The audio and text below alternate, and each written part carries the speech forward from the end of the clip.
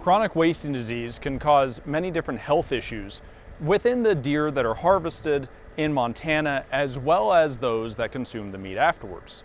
But the professionals here at FWP have a way to make sure that doesn't happen. We're trying to get good numbers on where this disease is in our state.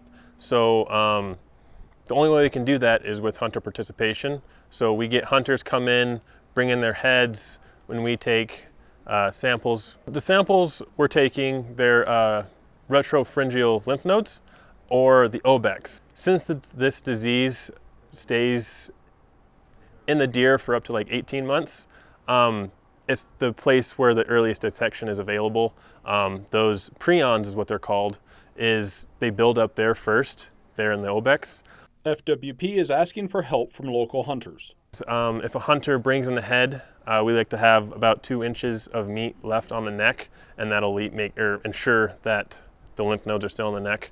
And then we'll cut the deer open, pull those lymph nodes, bag them, get some other data, and then that's all the hunter has to do.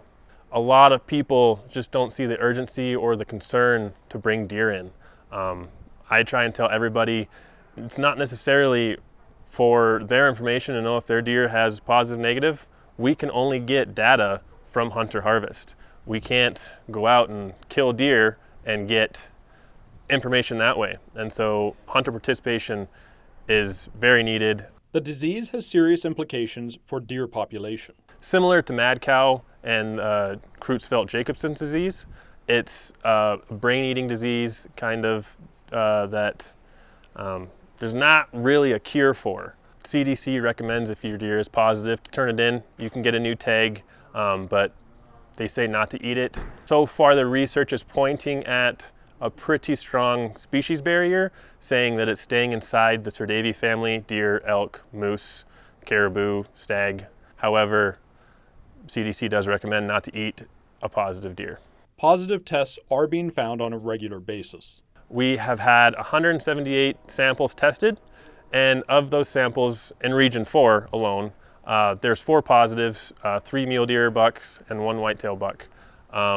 And all of those came out of region or District 400. Hunters should properly dispose of their deer in a Class 2 landfill or leave the deer at the harvest site, leaving bones and spinal or brain matter behind. In Great Falls, I'm James Rowland, MTN News.